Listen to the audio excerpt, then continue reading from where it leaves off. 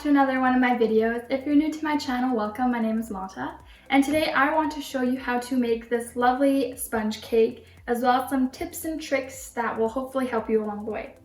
So sponge cake is used in a bunch of layered cakes. I know I use it for the majority of the cakes that I make, and I just really like how fluffy it is, and it can take on so many different flavors. So you can either fold in ground nuts, seeds, add different flavors into the actual dough.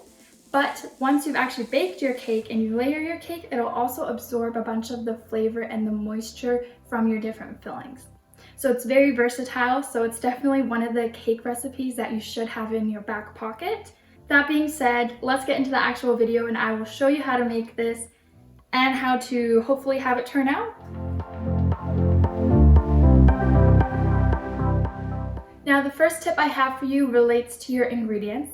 So you want to make sure that all of your ingredients, like with most cakes that you make, you want them to be the same temperature, and that's usually room temperature. So you want your eggs especially to be room temperature or even a little bit warm, just not cold or fresh out of the fridge.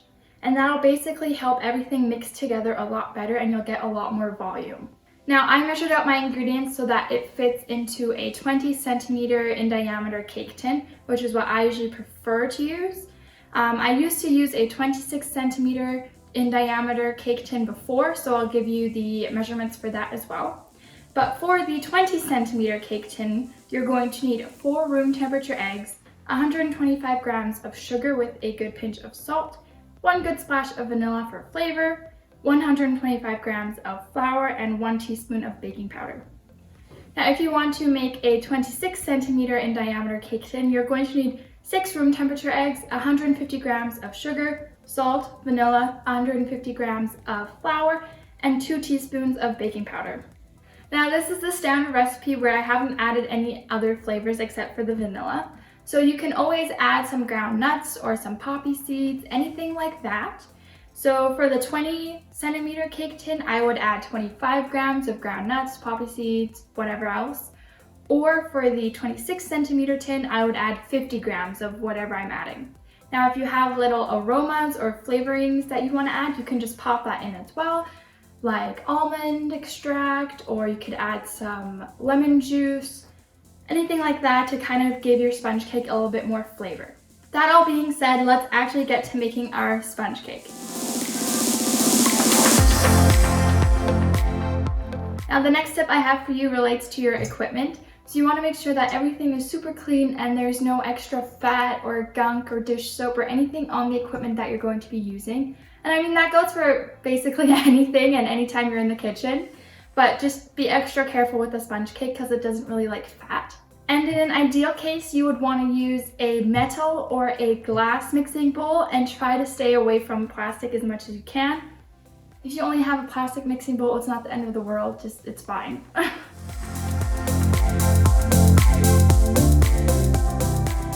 Now, back to the sponge cake. There's 2 methods of making a sponge cake. So in the traditional way, you would separate your egg whites and your egg yolks and whisk both of them up separately with part of your sugar until both are super fluffy, and then you would fold in your egg yolks into your egg whites and then the dry ingredients into your egg mixture.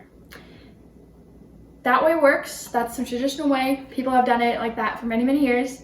But you can also do it the non-traditional way, which works just as great. You might just get a tiny bit less volume, but you have less dishes, so weigh your cons. So that's the way I'm going to do it today. So I'm basically just going to add all of my eggs into my nice KitchenAid here with my sugar, salt, and vanilla and let that do its thing for like 15 minutes. And in the meantime, I'm going to sieve together my 2 dry ingredients.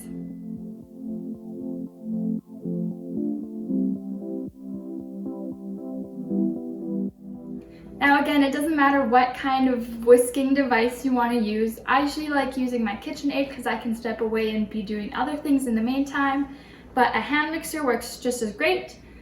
And if you're feeling like you want to get your workout in and be standing in the kitchen whisking your eggs for at least 30 minutes, you can just use a regular hand whisk, which I don't recommend. Okay, so this now needs to whisk up for, again, around 15 to 20 minutes or until it's tripled in size.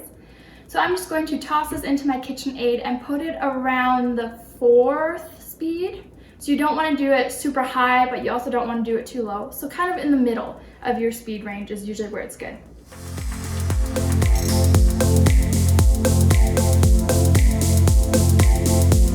Not quite dead. Take 2.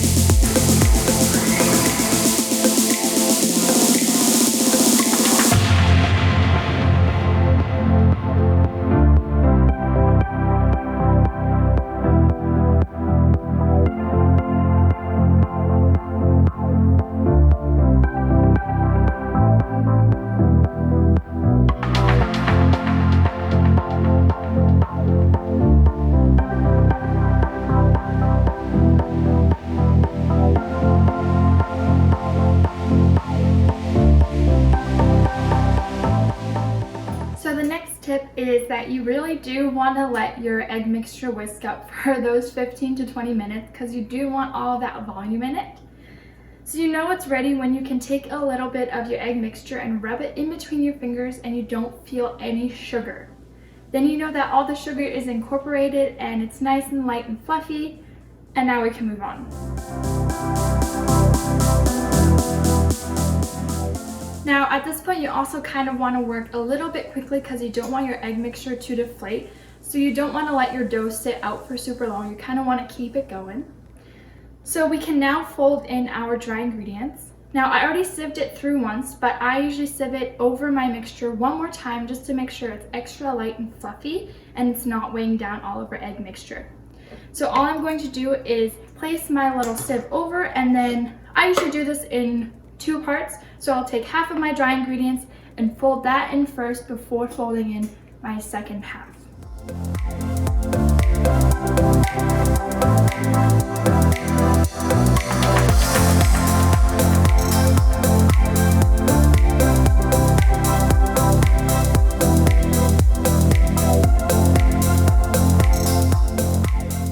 Now the next tip is that you want to go really slow when you're folding in your dry ingredients. You want to have so much patience with this because the faster you do it, the more air you're going to lose. So you're really just trying to really gently fold in those dry ingredients and kind of finding those pockets of flour that is hiding within it and kind of mixing that all in. So my first half is pretty much incorporated, so I'm going to fold in my second half now.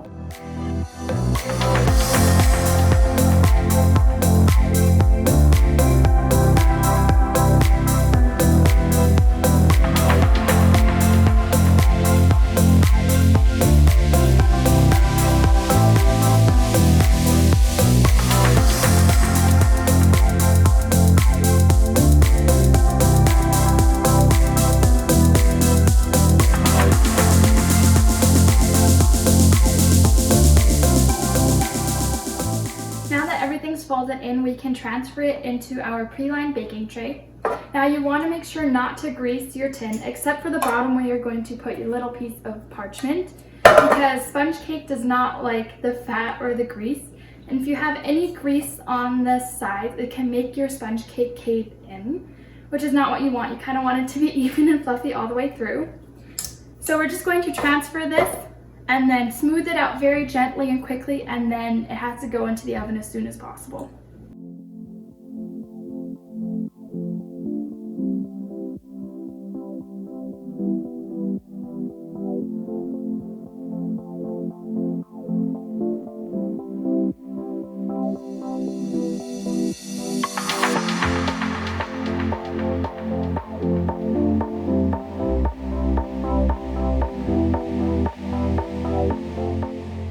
Now this has to go into the oven that's been preheated to 180 degrees Celsius or 360 degrees Fahrenheit for around 20 to 35 minutes. You're probably going to need around 30 minutes, but again, depending on your oven, you might need a little bit less time or a little bit more. So just keep an eye on it. You want to make sure that it's nice and golden brown. 30 minutes is usually good for me, but depending on the day, you might need a little bit longer.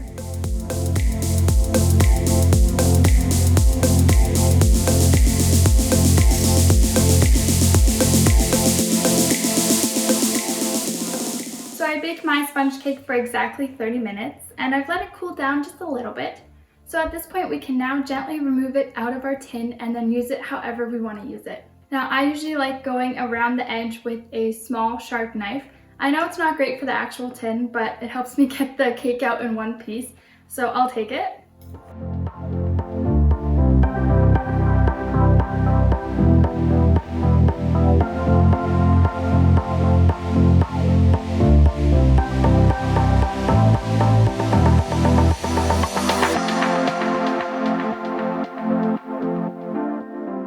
So there you have it, our perfect sponge cake. It has a really nice height, it didn't cave in, and it's pretty smooth on the top. Now if you don't like that there's a couple divots on the top, you could always cut the very top off and then use it for cake pops or just kind of snack on it. I usually just leave it the way it is and then use my top layer as the middle layer when I'm making a layered cake.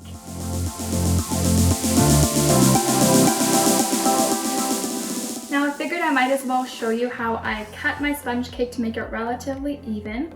So I'm going to cut this sponge cake into 3 layers, so I'm going to cut it twice. Now you want to use a sharp serrated knife, that makes it easier to cut.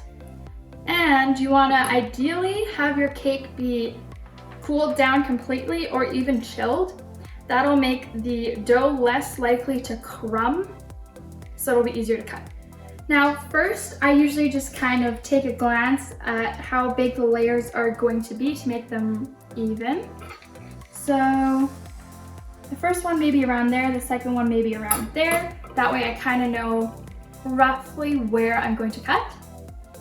Now the first thing I'm going to do is I'm just going to take my knife, put it at the mark where I wanted it, and I'm just basically going to mark all the way around the cake, trying to keep my knife very even and straight.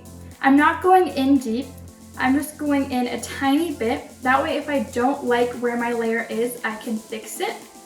I'm going to go once all the way around till I'm back where I started. It's not yet.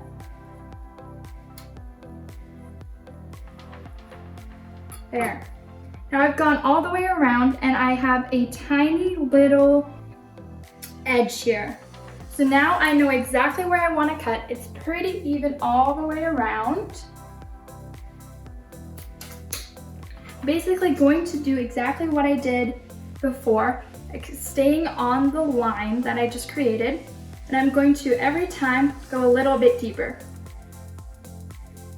So I'm going to keep turning my cake. And once I've gone all the way around again, I'm going to go just a little bit deeper, working my way in towards the center.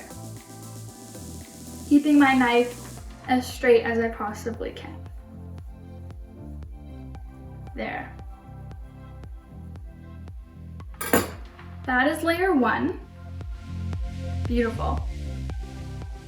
And now we're basically just going to repeat that again until we have our 3 layers.